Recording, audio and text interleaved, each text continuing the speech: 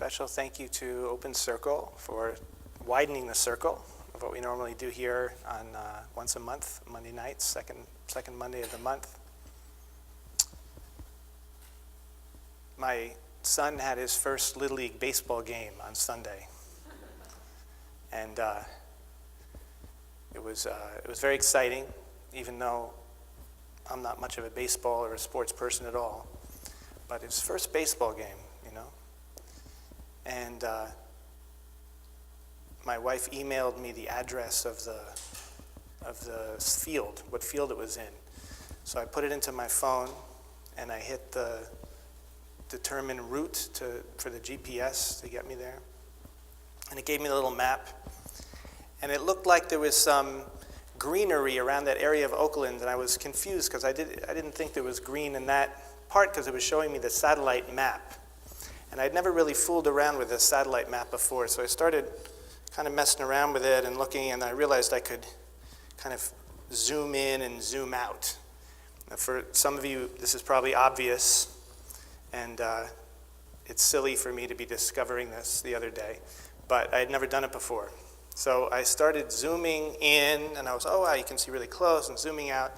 It's like, wow, you can keep zooming out, right? And you zoom out, and it's all of a sudden, it's the whole United States and Alaska and South America. And it's like more and more and more. And it zooms all the way out to planet Earth. Have you guys seen this? It's an actual satellite photo. You've never done it? Good.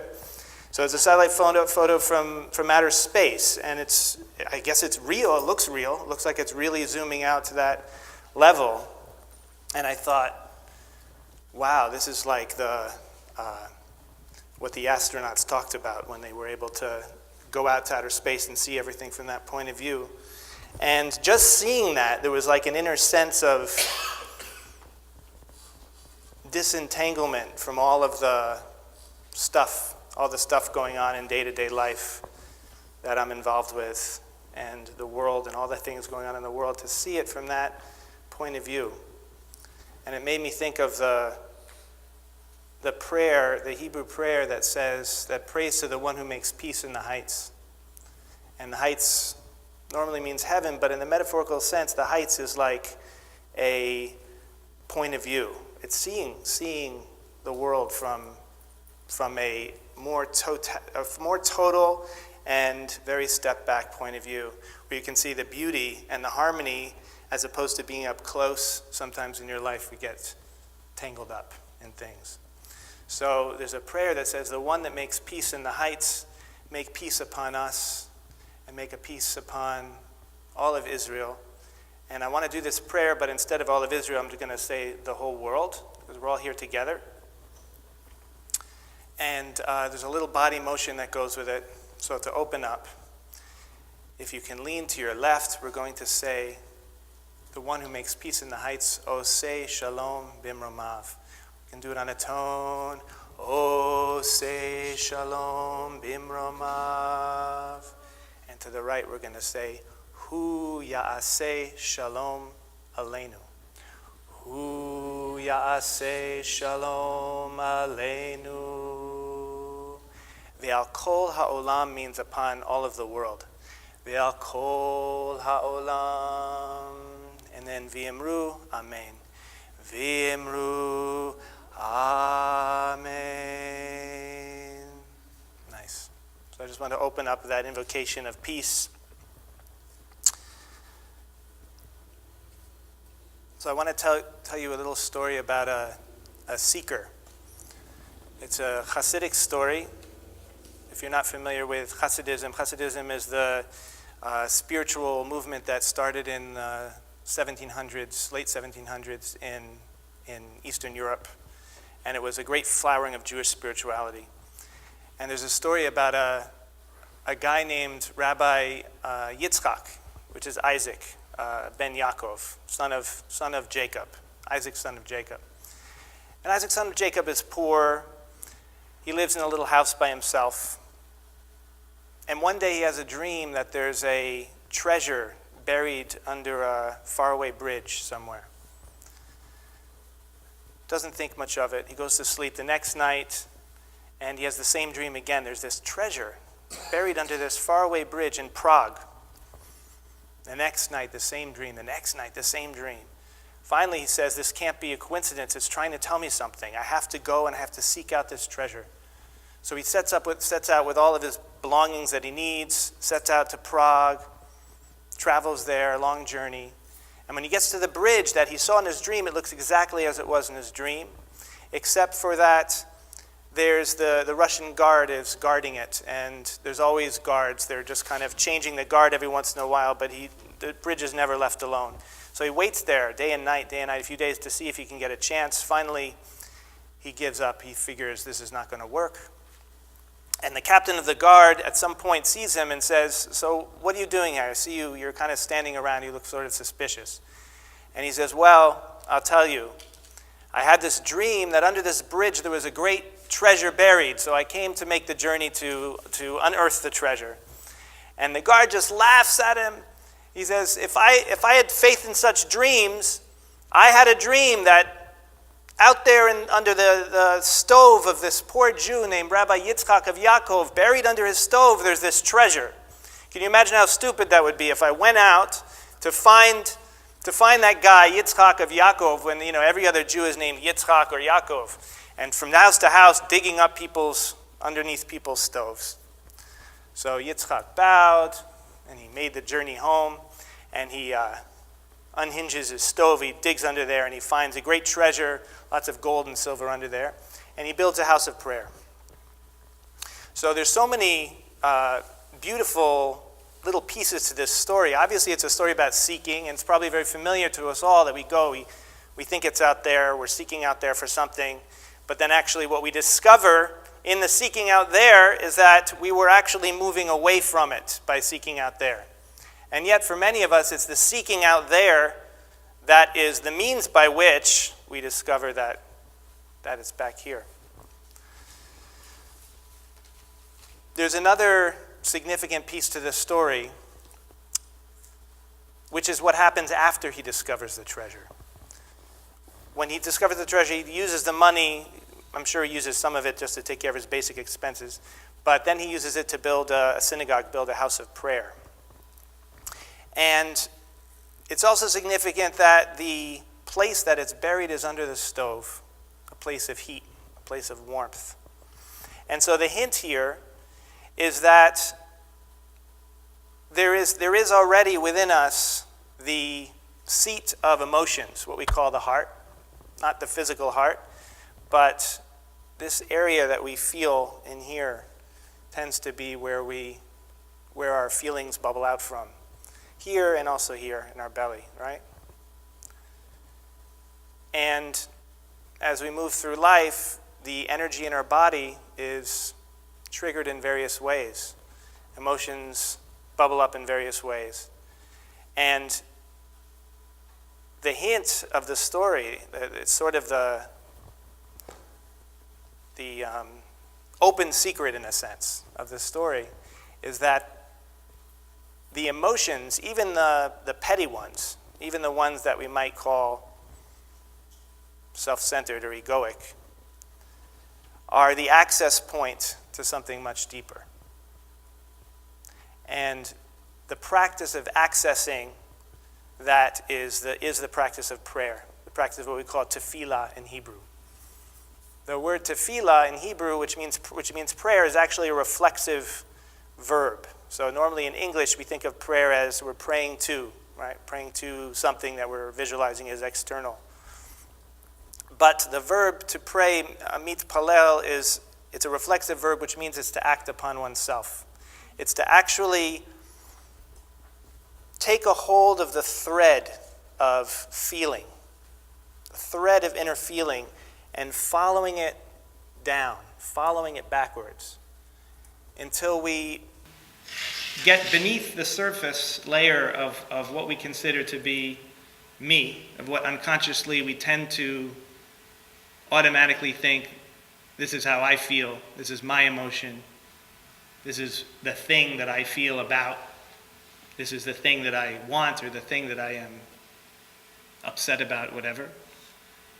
And rather than rejecting it or trying to get to a higher place or transcending it, actually grabbing onto it and following it with our consciousness and allowing ourselves to draw it out and draw our awareness down into that energy, and then discover something that's underneath that. And so whatever the emotion is that we're feeling, it becomes the starting place. So it's not a question of suppressing or seeing past the emotion, or even merely just allowing it or just welcoming it, but actually digging, because there's a significance in the story that when he goes home to get the treasure, yes, it was home all along. It was where he was all along, but it was buried. So it's not just a matter of seeing the treasure, because he saw that it was at home through his experience way out there, through his experience of seeking. But once there's a sense that it's there has to be a kind of digging. Otherwise, the information is just intellectual. It's just a concept.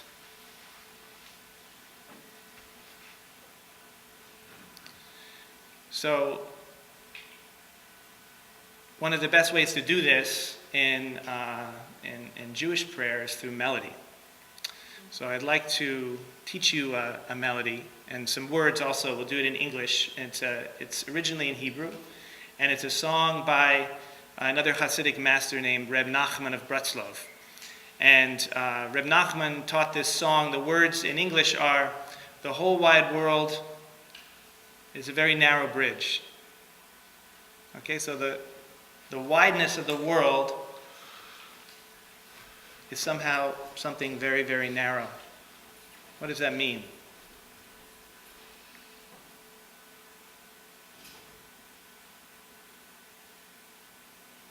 Well, if we think of the story, Reb Yitzchak wants to go out into the wide world to find his treasure, right? And yet what he discovers is that actually this very little narrow place of where he lives, of where his home is, where he is already, that's the place, that's the access point. So the whole wide world is actually a very narrow bridge. We're on this narrow bridge constantly. And the question is, are we oriented towards reality in such a way that we are seeing that which is significant to be somewhere else, somewhere beyond this? And therefore, the energy of our consciousness is being eaten up by that. It's being eaten up by this inner imaginal world where we are imagining, or making the image of the goal to be something else. The image of the goal is in the imagination and is eating up our consciousness so that we don't have consciousness left to actually feel what this is, to actually feel where we really are already.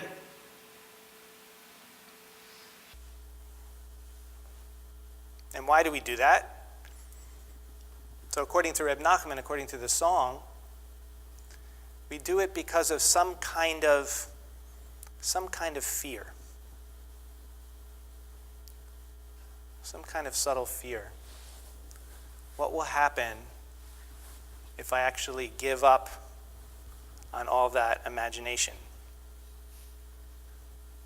What will happen if the treasure is no longer over there guarded by someone and I can't get it, but it's actually already accessible? Is the story over then? Is the whole drama of my life and my story and my me, is that going to be just over? Like, what then? So there's fear. There's a sense of, yeah, but, right? I've been in so many spiritual teachings like this with different teachers, and one of the most, I guess, the basic dynamics of the questions that often come are, it can be said in just those two words, yeah, but. Right? That's what motivates the question. Yeah, but, right? And somehow there's this inner drive to kind of keep the story going. so that we don't want to find it right away. And that's okay. So we make more story that way. And yet, it's telling us that if we're willing to let go of that fear, if we're willing to let whatever happen, when we find that treasure, what it's called a treasure in the story, then suddenly everything changes. Then we have access to something very different. And so the second part of this song says, the main thing to recall, the main thing to remember is to have no fear at all.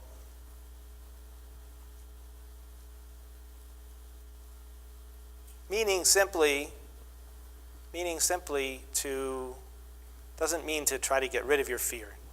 You have to understand the spirit of the words right. You have to understand Reb Nachman's teaching in the context of another Hassidic teaching, which says you can never get rid of thoughts or feelings, and you shouldn't try. Because our goal is actually to uplift them. So when you put these two teachings together, and you understand that the function of the fear is there to become conscious, to make the fear conscious. And once we're conscious of the fear, once we are on to our own game, and we can see that there's a dynamic somehow inside that wants to keep us in the this and the that, in the story of going somewhere.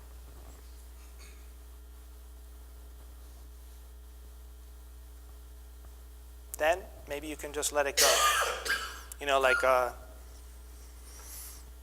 Like holding a rock.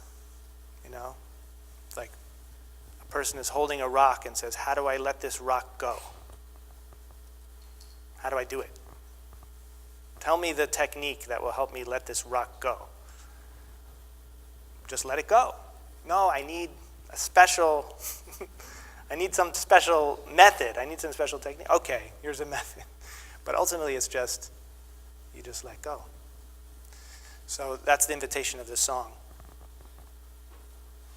And in a way the song is a method, but in a way it's not a method. Because whether you're doing the song or you're not doing the song, that possibility is ever present. So we're going to learn the song, and then there's a couple layers to learning a song.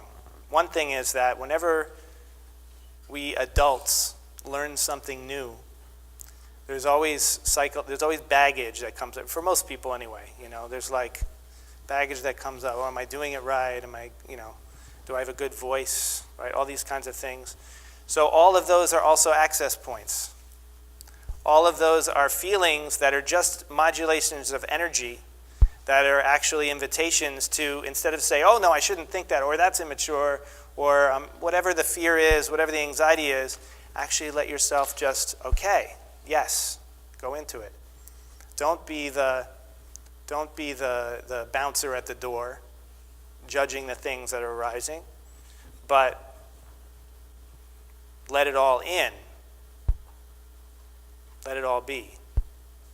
And then make it part of it. So whatever the feeling is that's happening, you put the feeling into the words. You put the feeling into the sound of your voice. When you can. Maybe at first you're struggling with the words, but when you can. And then you see what happens. You see what happens as you follow those feelings down and let them come into the words. So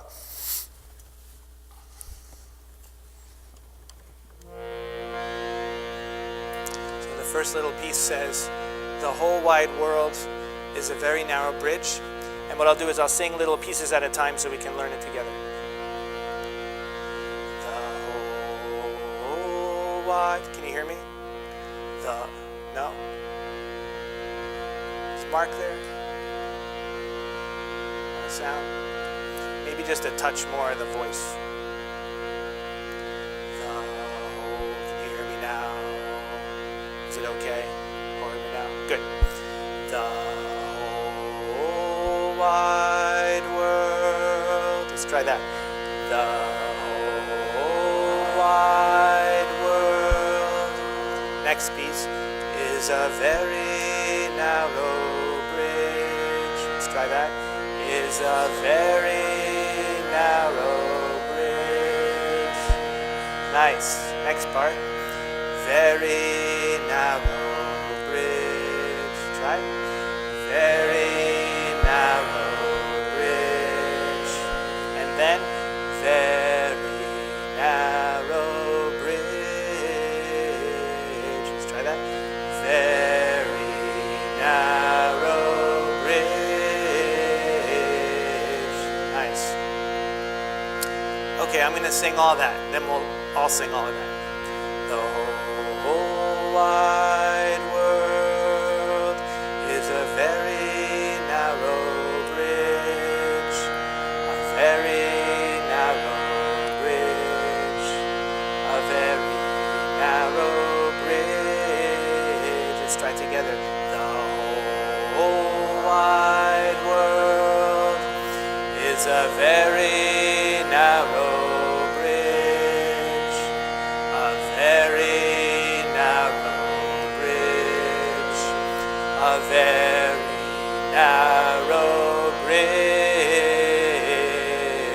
Now the next piece is very similar. I'll sing it first. The whole wide world is a very narrow bridge, a very narrow bridge. So just a little different at the end. Let's do that together.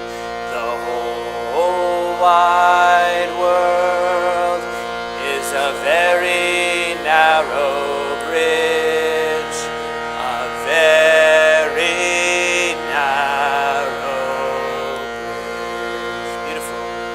I don't think anyone's having any anxiety. You've got it perfectly. Okay, so let's do all that all together, the whole thing. Here we go.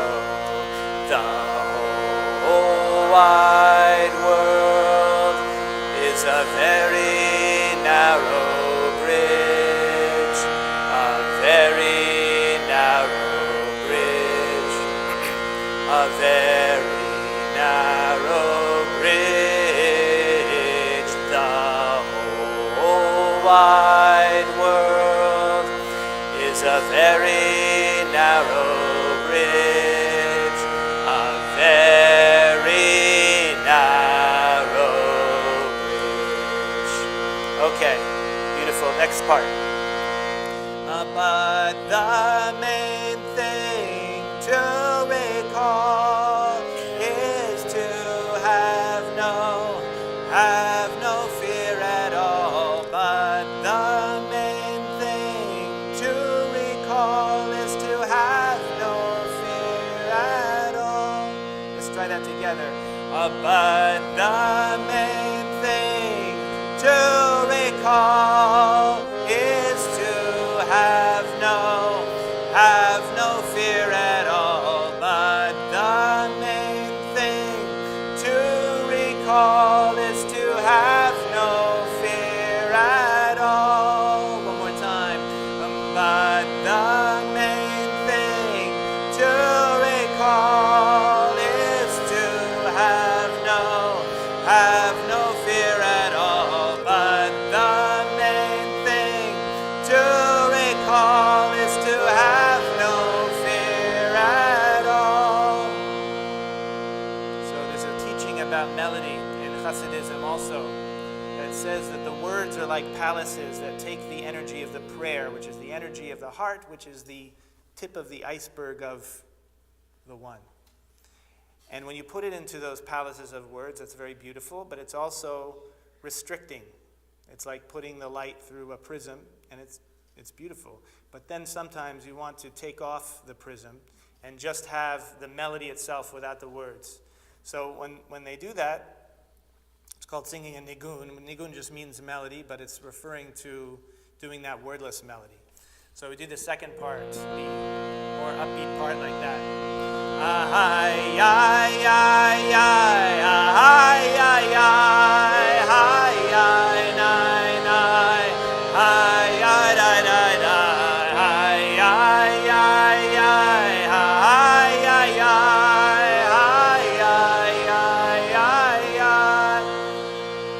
may feel weird, but see if you can let your voices fill with that melody. Let's try one more time.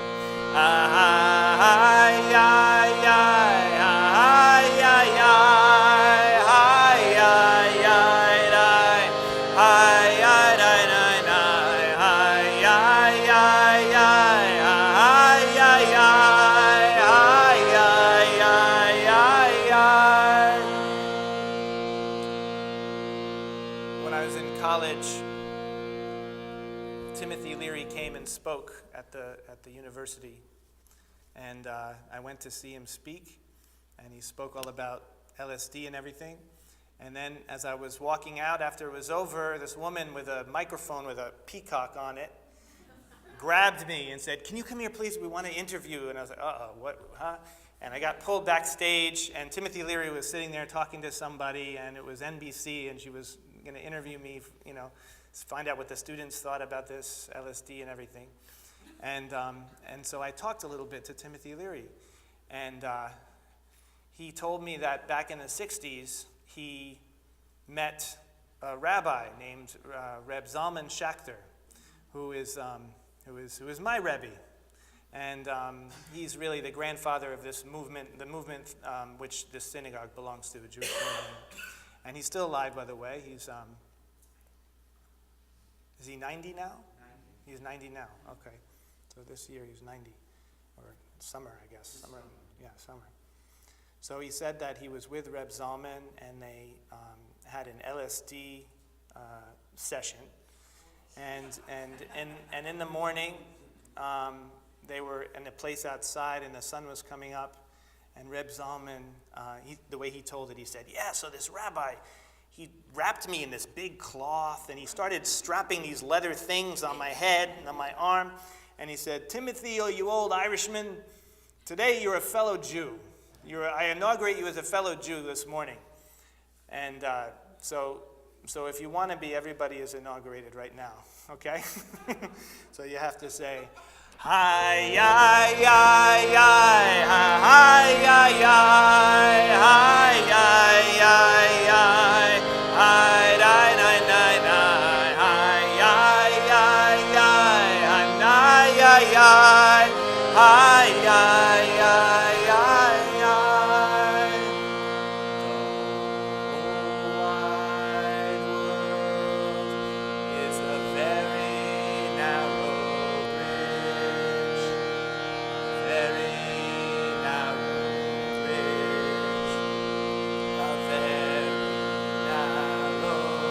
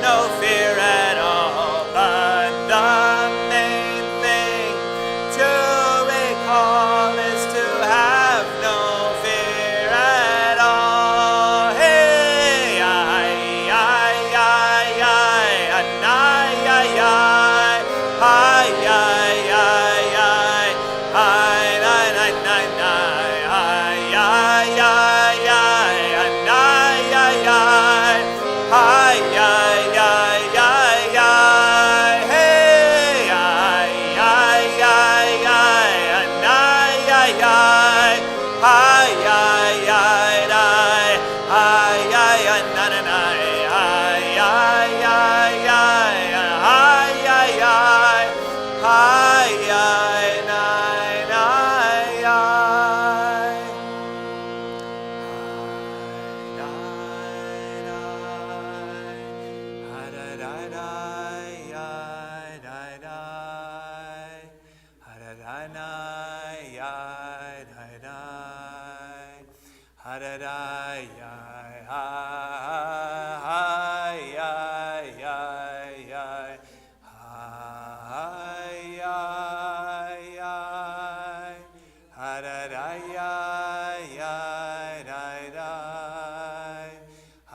ay, nine, ay, ay.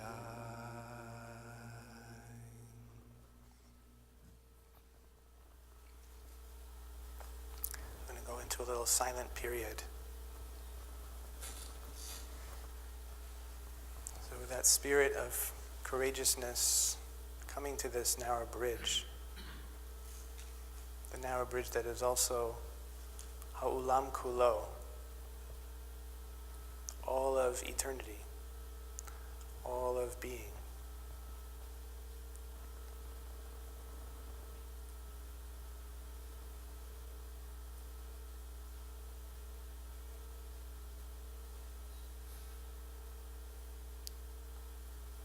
Opening to whatever feelings are rising in your heart, in your belly, whatever energy is there, being a welcoming space for all that.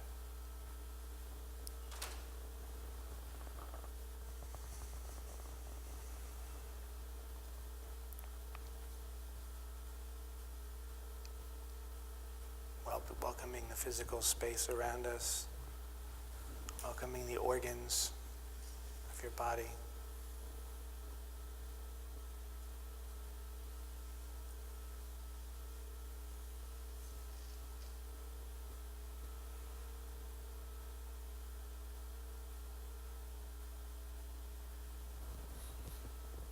Thoughts coming and going are okay.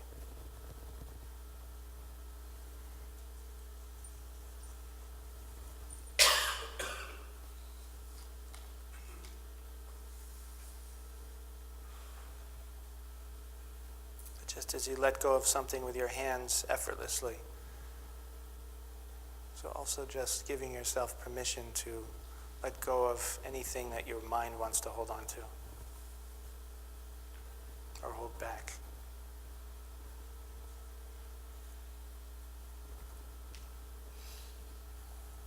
So we'll be silent together for about 10 minutes, and there'll be a little motion in the beginning as we turn down some lights and so on, and then we'll just be in silence together.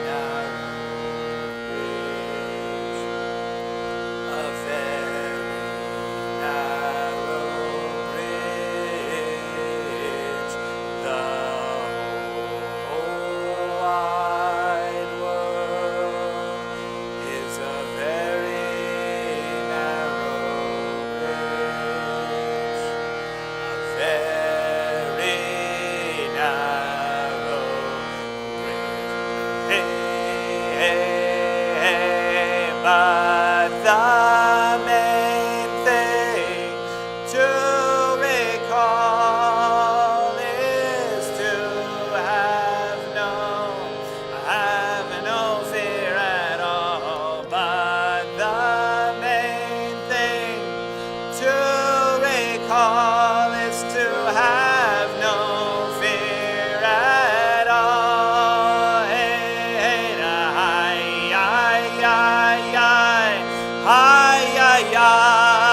hi, hi, hi, hi, da, da, nai, nai, hi, hi, hi, hi, hi, hi, hi, da, hi, hi, hi, hi, hi, hey, hey, da, hi, hi, hi, hi, hi, hi, hi, hi, hi, nai, nai, hi, da, da, nai, nai, nai, hi, hi, hi, hi, hi, hi, hi, hi, da, nai, hi, hi, hi, hi, hey, hey, hi, hi, hi, nai, hi, hi, da, nai, hi, hi,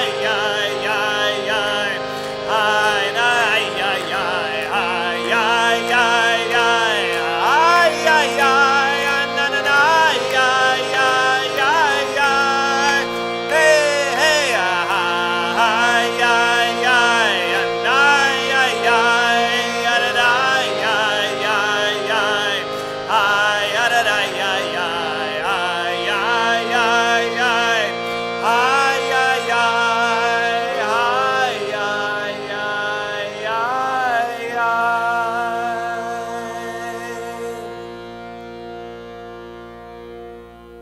Amen, amen, Selah. So I got an email from a friend from college, back in the Timothy Leary story again, college years. And he was with me actually that night. And he lives in Japan now, and he's lived in Japan since, I don't know, for the last 12 years maybe, so I don't really see him.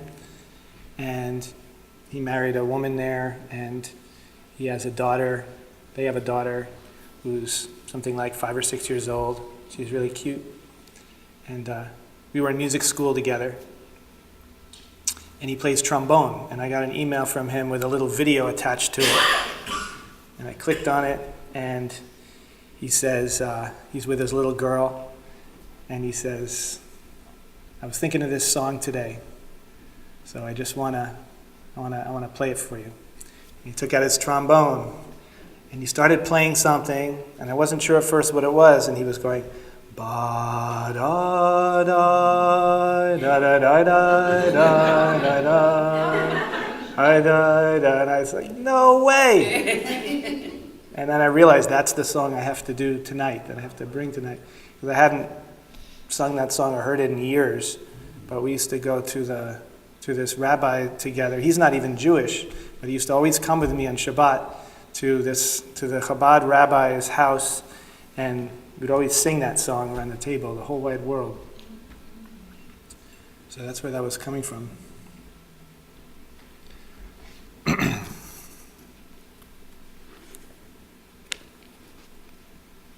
I wanted to just share with you a piece from an ancient rabbinic work. It's actually the first main Jewish text that was written by rabbis, as opposed to written by scribes and prophets and people like that. Because there was a transition in history. There was the biblical time where there was prophets and kings and priests and animal sacrifices and all that stuff. And then after a couple temples were destroyed, the second one by the Romans, a new paradigm in the Jewish tradition started to emerge that was ruled by the rabbis, not by the priests or the prophets. And so they began to collect what was strictly oral teaching at first, and it was actually forbidden by law to write any of it down, because it was felt that if you wrote it down, you would kill it, because there is the written thing, there's the scriptures, but then the understanding of the scriptures has to be alive. It can't be something that's frozen into words. Nevertheless, after the Romans destroyed the temple and most Jews were exiled and so on, there was an understanding that we're going to lose all this knowledge if we don't write it down. So there began this 500-year project of writing stuff down, which is just unfathomably amazing to me that I can, to think that they did this without modern technology. But the first of those works is the Mishnah. And a Mishnah is just a little piece, like a little piece of text is a Mishnah. And the Mishnah is a lot of pieces of text in the Mishnah. And there's a piece in the Mishnah, or a book in the Mishnah called Pirkei Avot, which means sayings of the fathers. And it's mostly wisdom aphorisms. So that's what this little piece is. And I'm going to say a little bit in the Hebrew, just so you can get the sound of it. It's a statement by Rabbi Akiva, who's one of the most famous ancient sages. So it says, Hu haya omer, he used to say, meaning Rabbi Akiva used to say, Chaviv Adam shenivra b'tselem. Beloved is the Adam. Adam is like Adam, but it means a person. So beloved is a human being. It means because Shenivra v'tselem, because the person is created in the image. So when it says that's created in the image, it's understood that what that means is that a person is an image of the divine, an image of God. Chiba yetera, but it is even a greater love. No da'at lo, that it is known to the person, shenivra v'tselem, that the person is created in the image. You see, so it's saying, on one hand, it's a wonderful thing that we human beings are actually embodiments of the divine. But it's even a greater thing that we have the ability to know that. Right? And it says, Shnei emar ki b'tselem Elohim asa et ha'adam, as it says in the scripture, and then it's referring back to the Bible, you may know, in the book of Genesis, where it says, in the image of God, the human was created. So the image that Reb Yitzchak had in his mind of something far away that he needed to travel to, we have the ability in our minds to imagine things other than as they are. And somehow in that inner process of imagining reality other than as it is, there is the creation of this inner split. And from that inner split, as that inner split becomes embodied in our hearts, in our emotions, there is this sense of, I'm looking for something. I need something. I'm looking for, maybe it's just a career image, or maybe it's the right partner that's going to satisfy us, or a great sushi dinner or something. It's all those things for me, so that's why. But at some point it ripens into getting past all that, and it becomes like searching for, however we voice that ultimate spiritual something. Right? Searching for God, searching for unity, searching for oneness, searching for enlightenment.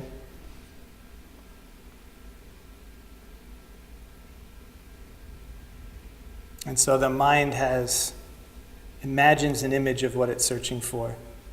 That image grows. It somehow it's given birth to in our consciousness. Just like Yitzchak with the dream. It starts with an inkling, and it gets stronger and stronger and stronger in some of us, not in everyone, until we start getting driven to do something about it. Well, what is this? What is this thing that's gnawing at me? There's this something that I'm missing. And I know on some sort of deep intuitive level that I'm ready for it. That's not something I'm imagining. It's actually like I'm a puzzle piece that I know that there's that other piece that wants to connect with it. And yet Rabbi Akiva is saying here that the actual image that we're searching for is the image that you already are, the image of the divine.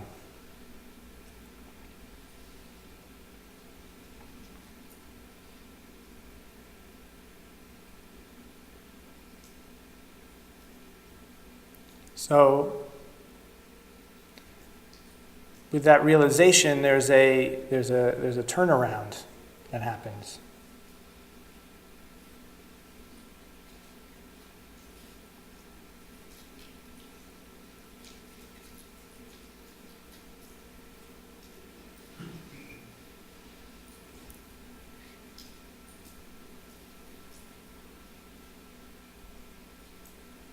There's a story of Reb Pinchas of Koretz, who was a Hassidic master.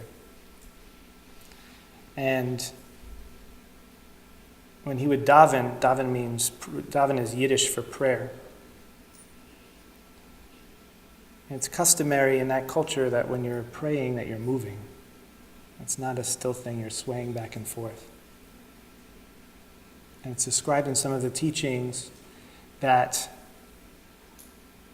quality of yearning, that quality of seeking is like a flame in the heart that is constantly bursting upward. It's causing the body to move as you express that longing energy through your prayers. So there's this, what's called in Yiddish, shuckling, moving back and forth during the davening. But Reb Pinchas of Koretz didn't do that. He was just completely still when he davened. And his disciples were concerned about it. They thought if he's not moving, then maybe he doesn't have the passion. He doesn't have the desire. He's not yearning for God enough. So they came to him and they said, what's the deal?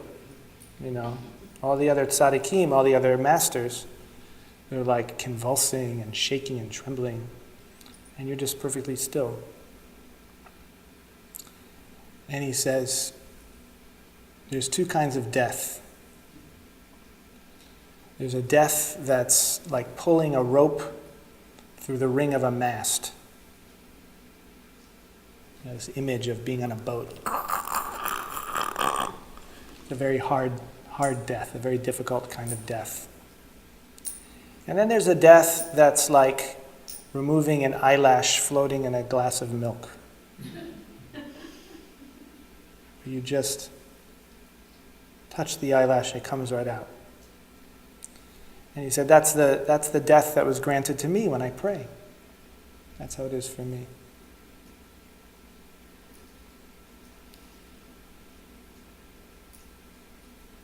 So the surprise is that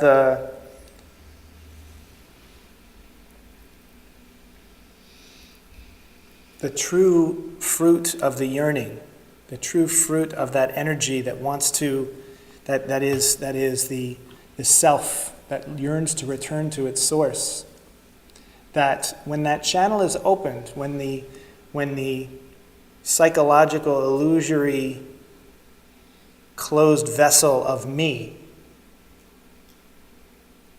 begins to open, so that it's not this me, this closed thing, but it's just what it is. It's just the one. It's just the energy of being and of life that's flowing through us, but not through us, but just flowing. And then there's this death in a sense, death in a metaphorical sense, but a dissolving of the energy field that makes the sense of me.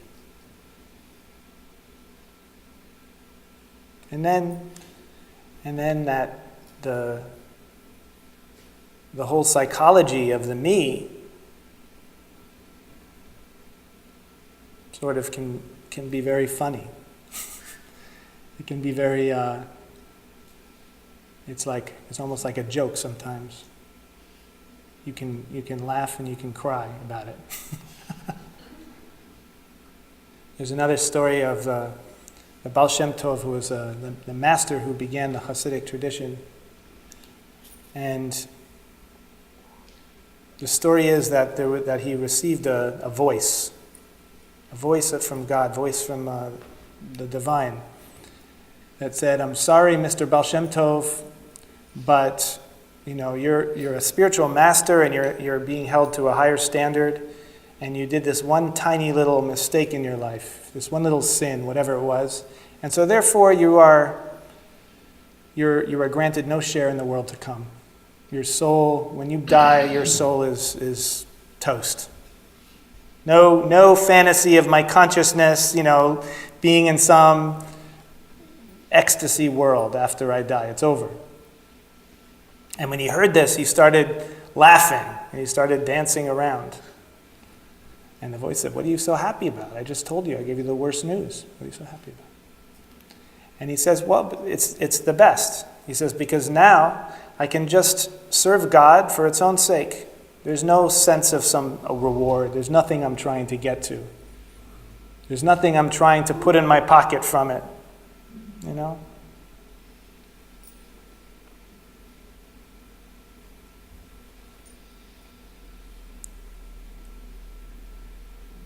Another story.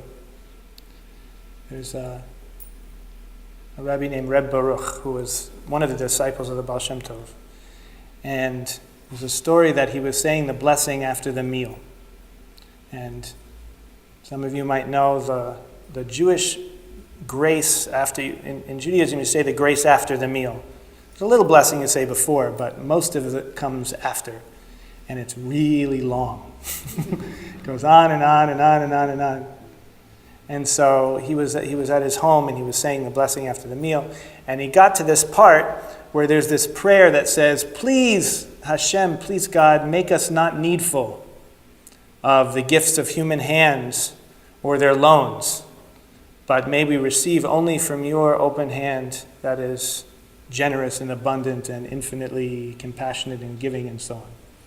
And when he got to that line in the benching is the blessing after the meal, he stopped and he slowed down and he said it very, very deliberately. And then he said it again very slowly. And then he said it again for a third time. And then he went on, finished. And his daughter at the table said, "Abba, Father, why did you say that particular part so many times as if that was your prayer? I mean, you're a rabbi. You subsist on the gifts of others. You can't possibly, you're not a businessman. We live here, we have food, we have bread because the community gives it to you. Because that's how the economics of it were in those days and sort of still are in a different way." Right? So he said, there's three types of giving. First type of giving, a person wants to give something to the spiritual master because they think, that's me, I'm a giver, right? I'm a generous person, I'm the type of person who gives. And they give and they get a good feeling inside, I'm such a giver, right?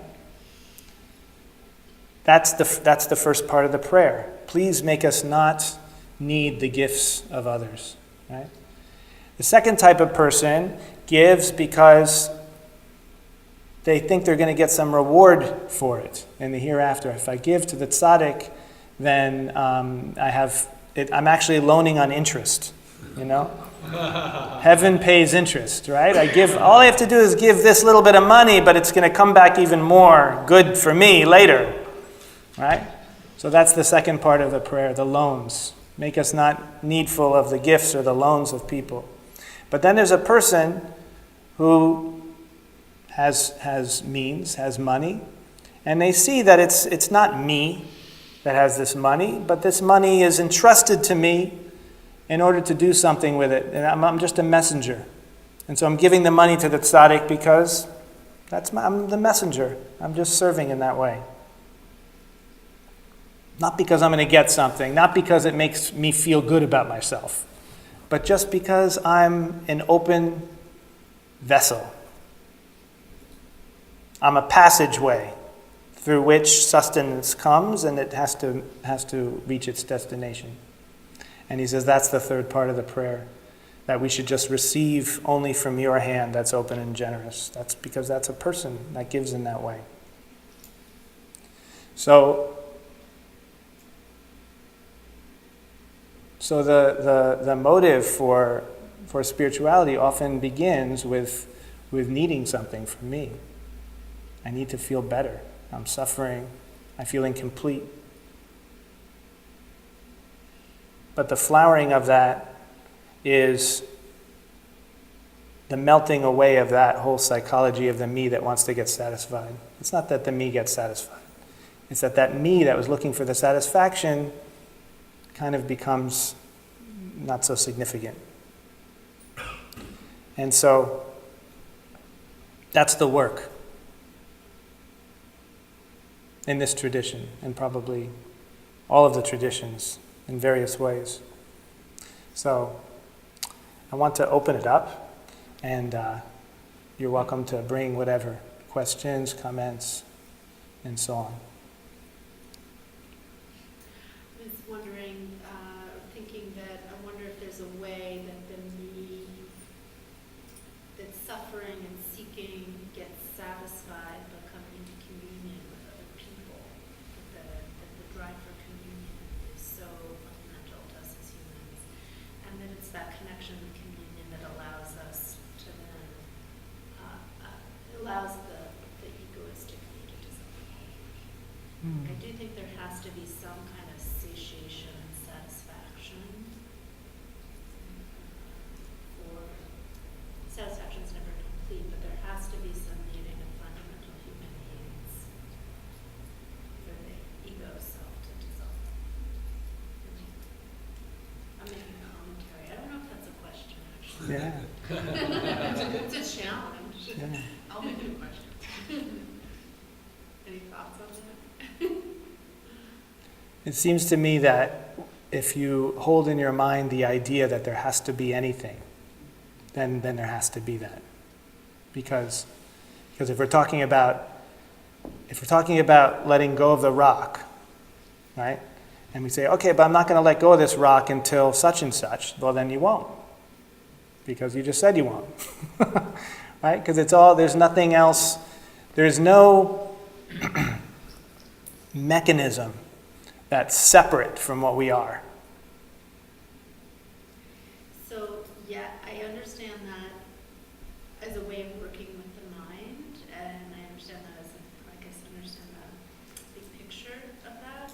And I'm also holding simultaneously that, like, babies that are not held die, you know.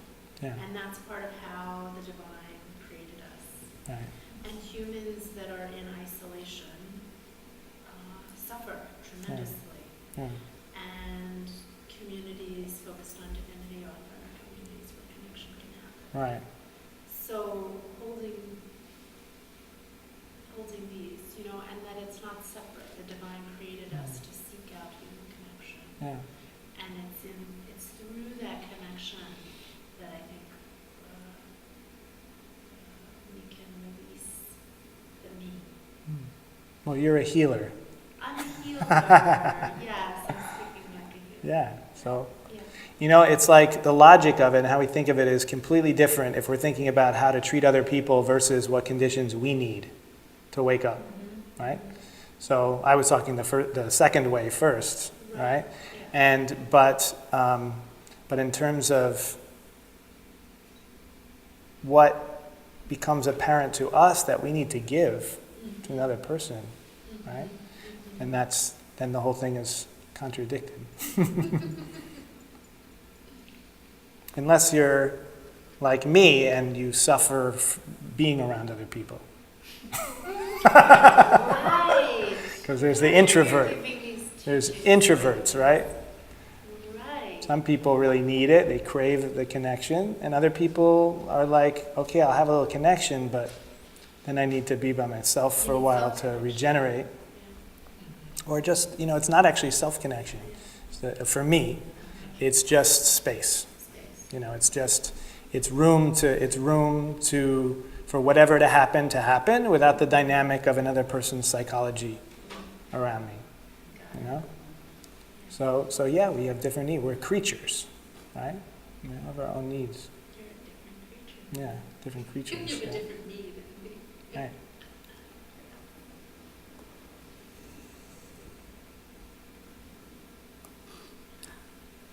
Is it Jay? Jay Ananda. Jayananda.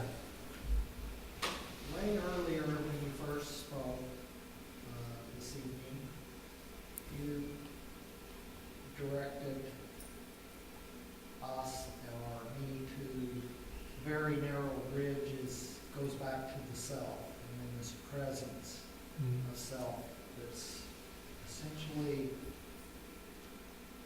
thoughtless, if I may say so, because, and then you spoke of the fear that arises if one continues to really abide there.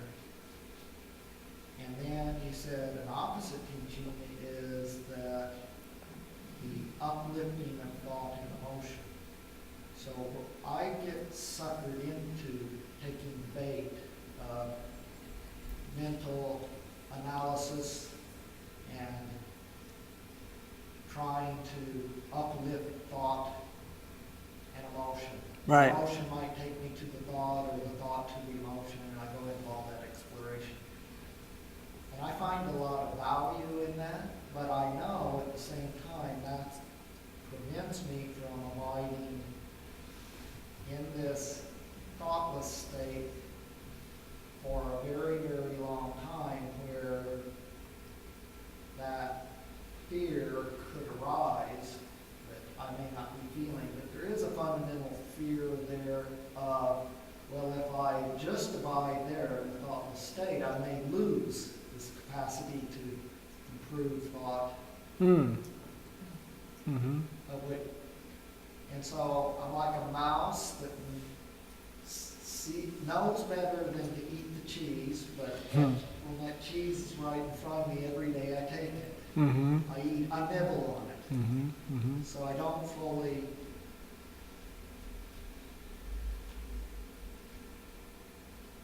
I'm probably still fear motivated. Still don't trust that if I just abide, I really, what then? Will I be taken care of? Do I know enough?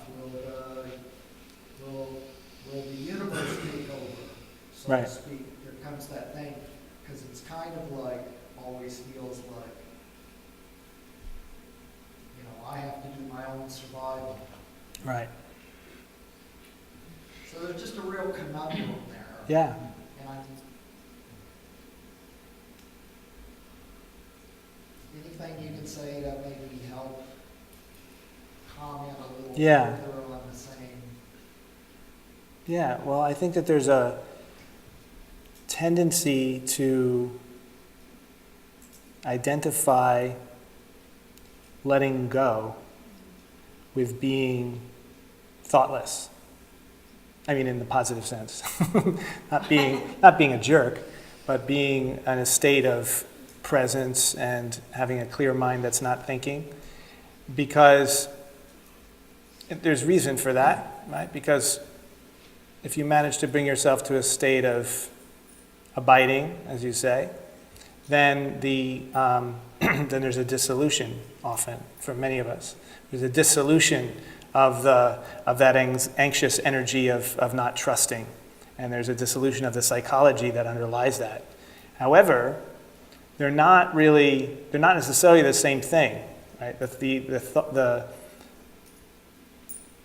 mind that is more spacious or more calm, less thoughts, less involved with the activity of thinking, is a pathway and is associated with the letting go, the energetic letting go that we're talking about.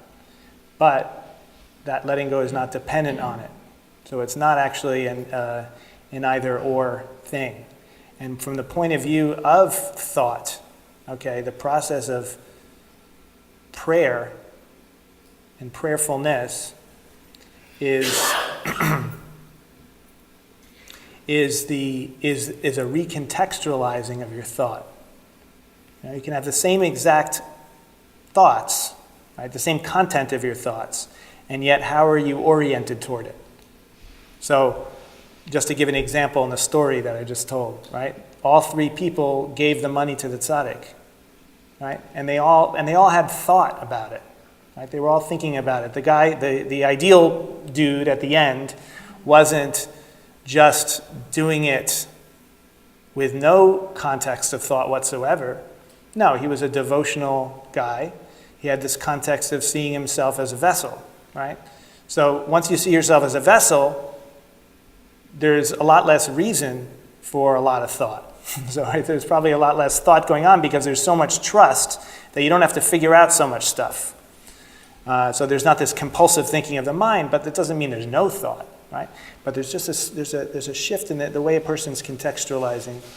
So when I was talking about uplifting thoughts before and uplifting emotions, the idea is to find a way, when we're working with thought, we're working with feeling, as a spiritual activity, as a practice. It's different from, but completely compatible with meditative practice, where we're simply opening to what's happening. With prayer, we're not just we are opening, but we're also taking it and expressing it in the context of that which is beyond the me. So the simple way of saying that is we're talking to God. We're expressing it to God. So we're letting our mind be dualistic. We're letting it think of me and God. We know that's just a structure, that's just a construct. But by being very simple, just letting ourselves be simple, like a little kid, a little child who believes in God and is just going to talk to God, right? Just being very simple, there's a releasing energetically of from holding on to our thoughts and feelings as me, the thing that I have to figure out. And there's a giving over.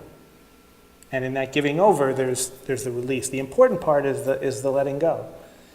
Which is not a verbal thing. It's not a thought thing. It's a body thing. It's an energetic thing.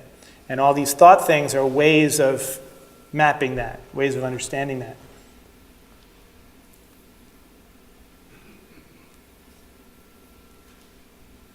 So,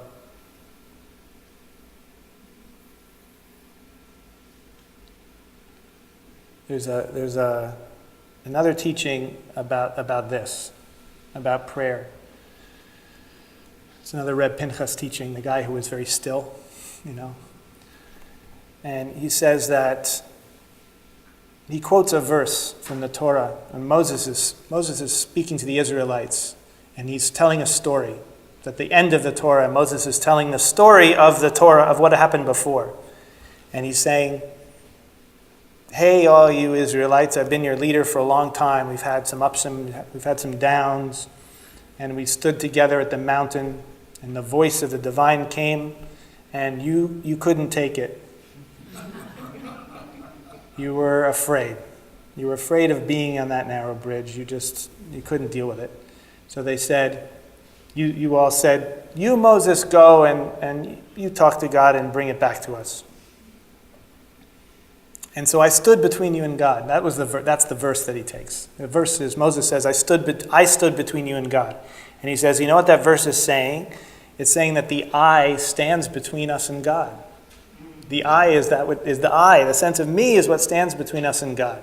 So what's the solution? He takes another verse from the Song of Songs, from King Solomon's Song of Songs, where he says, I am my beloved, and my beloved's desire is toward me. And he says, this is the instruction. I am my beloved's. In other words, give your eye to the beloved. Give your eye to the beloved. Right?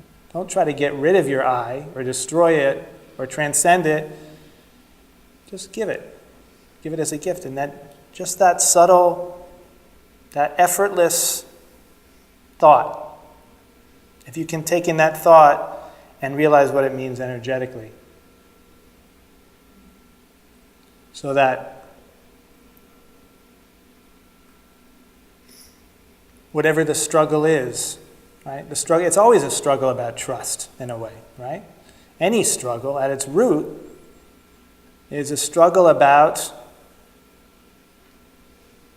how we view what's going on in reality. Not what's going on in reality, but how we view it and our lack of trust of it and how it's unfolding.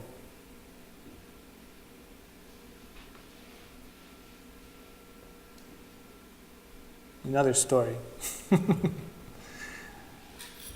There was a rabbi who was having this problem, and he was very constricted, and he was realizing that he wasn't really embodying what his job was. He's supposed to be a spiritual teacher, but he didn't have it anymore. He lost it. So he went to the Baal Shem Tov, and when he walks into the teaching, he walked into the room, and the Baal Shem Tov was teaching some other students. And he was teaching about the part in the story, in the Torah, where the Israelites are attacked by Amalek, who's this people, this tribe that comes and attacks the Israelites as soon as they leave Egypt. Egypt, the place of constriction, the place of slavery. They leave and immediately they're attacked. Right? He said, what's the meaning of that? The meaning is that you may be given the gift of freedom. And as soon as you taste the freedom, there's this other energy that wants to attack that and drag you back down. And that's lack of trust. And if it can manage, of course not really it, but in the metaphorical sense, if it can manage to get you to start thinking thoughts that reconstruct the whole unfree psychology, the whole me that's separate, then you're stuck again, right? And so what did Moses do when Amalek struck them and attacked them?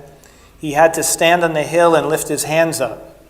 And as long as his hands were up, the Israelites were victorious. They could destroy Amalek. But of course, if you're holding your hands up for a long time while battling, and you get tired. So his hands would start to come down. And eventually, two people it was Joshua on one side, and I can't remember the other one. Anybody remember? Who was the other guy on the other side? Anyway, they held his hands up. And so then the Israelites were able to be victorious.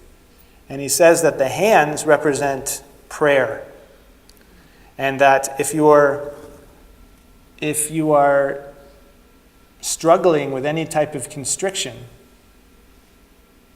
any type of lack of trust, any type of energy that makes you not let go, just pray to help that you let go.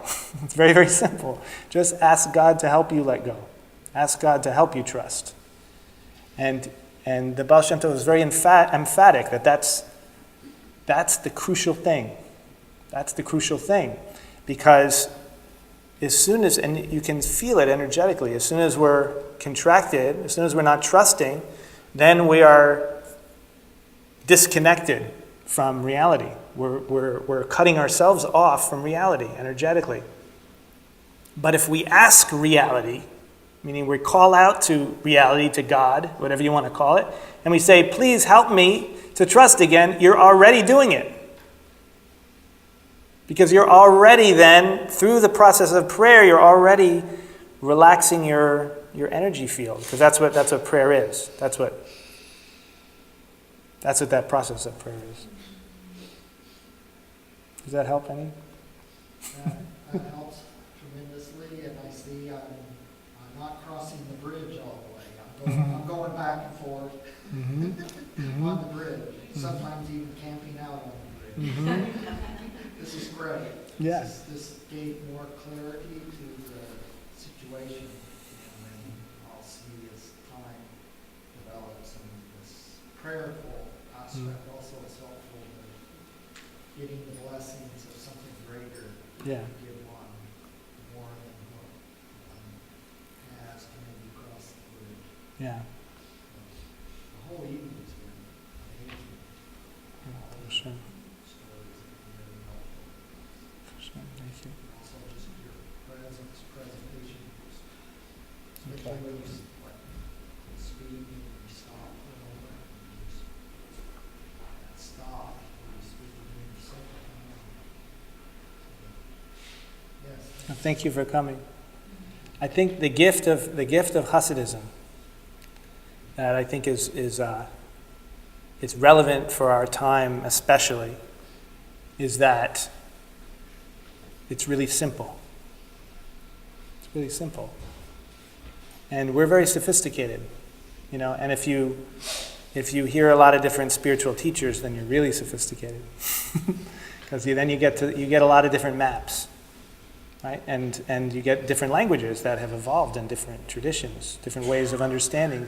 Even if you're just in one tradition, just in Judaism, there's many, many different streams with very different approaches and very different maps, even though they have the same root scriptures and the same traditions of ritual and so on.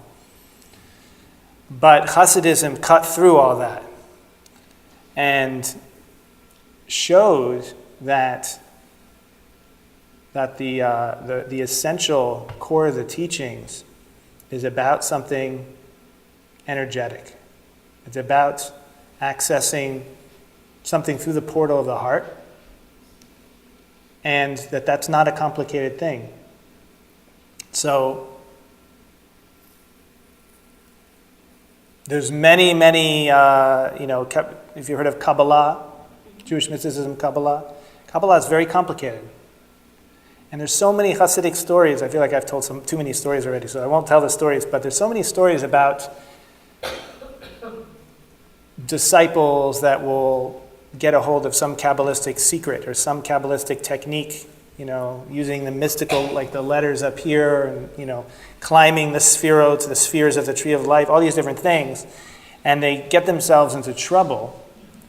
And the reason why they get themselves into trouble is because they're getting caught up in the map, and they're losing the simplicity of the connection. It's not to say, it's not an anti-intellectual thing. It's not to say that you can't have all the intellectual stuff too. It's just to say that sometimes that intellectual stuff and the maps and the complexity can serve as a distraction, or you can unconsciously replace the one thing that really counts with all that stuff. So it's not to say that it's bad. There's classical musicians who are very, very sophisticated with music. And that's wonderful. There's nothing wrong with that. But it doesn't mean that if a person sings a very simple song with heart, that they don't both have that essential core of music. And you can be a trained classical musician and not have that essential core. And then what's the worth of it? I might get you a job. Yes. You were talking earlier also about following a thread, and you said, I think, whatever emotion or thought you keep following. Can you? That's what I was like. When I was meditating, I was like, okay, just follow that instruction. It sounds pretty simple. And then my brain makes it pretty complicated, so I just wanted you to say it in a way that... Yeah. Well, I find that that's another metaphor to explain the same thing that I was just talking about. If you have an emotion, the tendency is for the emotion to generate thought about whatever the emotion was stimulated, by the thing that you're concerned about, and then you're just me thinking about it, right? But to follow it, how do you follow it down? And what does it mean to follow it down? What does that mean? It means that the energy of the emotion is in this psychic barrier called me, right? That's how we unconsciously default, right? This is my concern, this is my feeling. But if we use that emotion as the fuel for prayer and start talking, not to ourself, but talking to that which is beyond the self,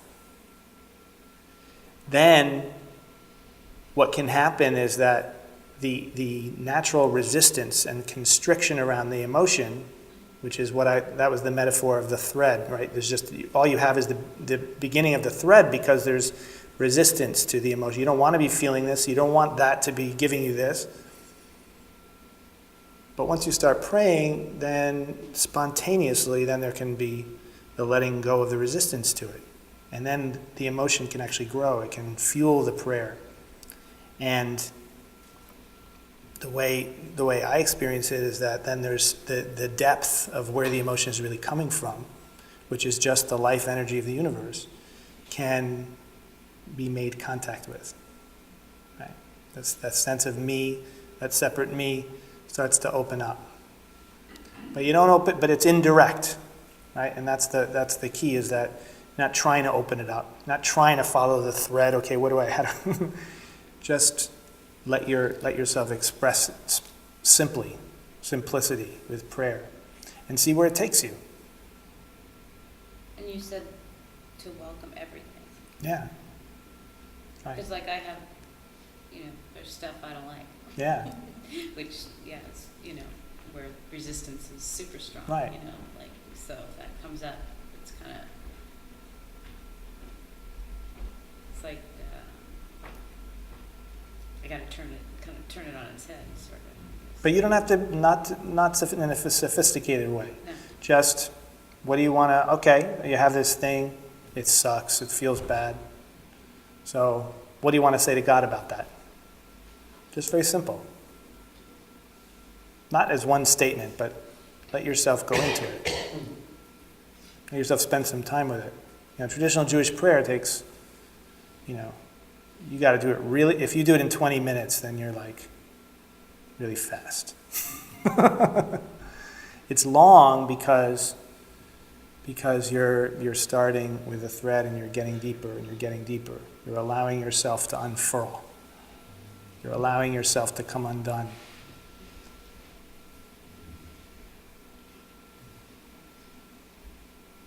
So that's the practice. Some people will say that practices are just a trap, because then you create, like I was saying to Estrella before, you create a condition in your mind. Well, I can't really open to reality unless blah blah blah, unless I practice enough. And so therefore the practices are just a trap. But at the same time, the practices are actually your workshop for working with your energy field and working with opening. If life is going by so fast, and how likely are you going to be able to really explore this? So the practices and giving yourself time to practice a workshop. So I think I encourage it very much, to set aside some time. Not to make it a condition, be aware of the trap of it too. But like the Baal Shem Tov said, he came to the place where the practice was not to get something for himself. The practice itself was just a service, right? So, and in traditional Judaism, that's how it's contextualized. All the prayers and so on are just accepted as an obligation. You're not doing it to get somewhere. And that can create its own neuroses too. So nothing is without its shadow. But the point is to be aware of that and find the right path. That's what the wisdom teachings are all about, to help you to get out of the stuck place and find the right. Thank you. Yeah. I think this is a yes vote. Ha Just want to check. I'm going back to the trust piece and the asking to trust, which I agree with. But there are situations in which, and I think what I'm asking is your definition of trust, because there are situations in which it doesn't make sense to trust in that way, to trust another person No. entirely, and so Right. in my experience, I've run into that. Yes, I'll do it, and then they don't, and then they end up having to pick up the pieces. And so, I'm going to trust and love, and so you're talking about a larger trust, a trust that I'm going to be okay, even if this doesn't get done, and I have to work harder to pick up the pieces. I'm still going to be okay. Is that you're talking about the bigger picture trust? So I want to get a little bit technical, okay? After talking about simplicity. So, first of all, you can hold the belief that I'm going to be okay, And that can help to let go of whatever that anxiety-producing psychology is. But that's actually easy to poke holes in, because sometimes we're not okay, right? I'm good with it. What's the definition of okay? Okay. Yeah. Sometimes the self feels like it's not okay, right? So the idea here again is that we're not talking about something on a mental level. It's not about trusting that person, thinking that person is going to do the right thing or something, anything like that. It's about knowing what is happening in our energetic field that creates the sense of the me that wants to be okay.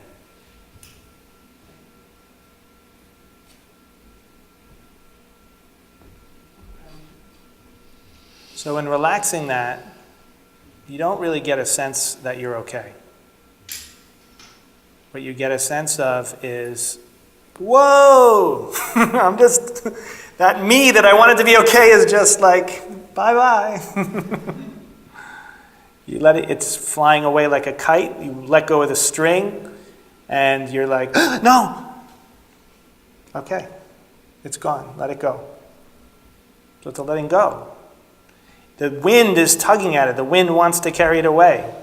But we're holding it really tightly. We've got it wrapped around our wrist and everything. So the trust is that you can do that. Because it's not about I'm going to trust that this abusive person over here is going to be, obviously. But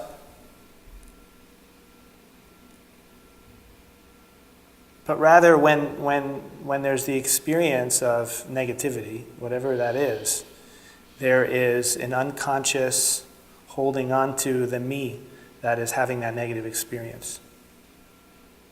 And in the letting go of that, there's just that openness. There's still the negativity. There's still the experiences of life, negativity and positive things, negative things are more intense. When that openness happens, they're worse in a way, but they're also not held on to. So they're not chronic anymore. They're just life happening. So that's one thing. The second thing is that is just, and this is the technical part, is just to notice that consciousness, your awareness, right? That which is seeing, that which is noticing, that which is perceiving, is always already open. It's not, it doesn't decide, doesn't make decisions. The mind decides, the mind makes decisions, and it should, right? This person is inviting me to do such and such, and I don't trust that person, so no. That's fine. That's on the level of the mind. That's on the level of the mind understanding that this is a dangerous situation to be in, so that has no effect on that. That's still there. But in the realm of consciousness, the consciousness is always open and accepting of everything. Because if it wasn't, then you would sometimes you wouldn't be able to perceive everything. Right? So consciousness at its root is always open. It's like an eye that can't, it's like your ears. You can't close your ears. Right? Your ears are always open, and it's the same thing with your consciousness is always open. But on the level of mind, we make decisions, and we can then choose to shut things out. But we can't choose to shut it out until we were already aware of it. And so this me that is this contracted self-sense is based on the mind. It's based on the mind's deciding things and judging things and so on. And so that can still happen, but your sense of you can be not in that anymore. And the sense of you can actually be in the awareness that's always already open. Awareness is always already open, but the sense of me is bound up in the mind. So the two are simultaneous. Nothing changes, Hopefully you make better decisions because you're not so neurotic about it.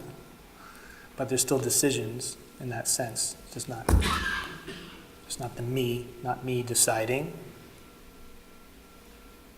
Because each decision that's made is the decision that's made with everything that is happening in the moment. All your information that you have in this moment leads to something. You don't have to be, uh-oh, there's a fork in the road.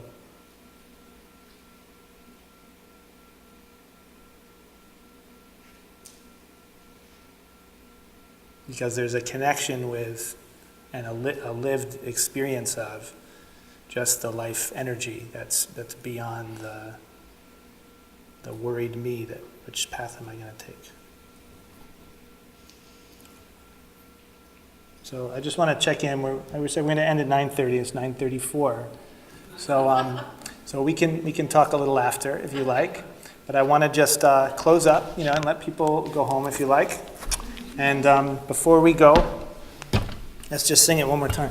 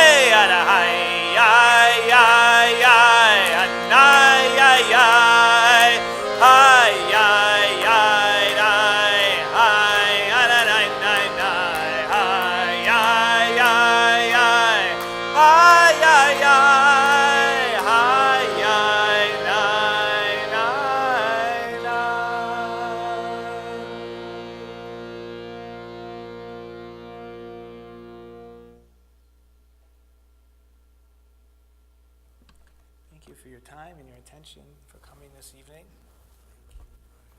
And we do this on second Mondays of the month if you want to come back. Good night.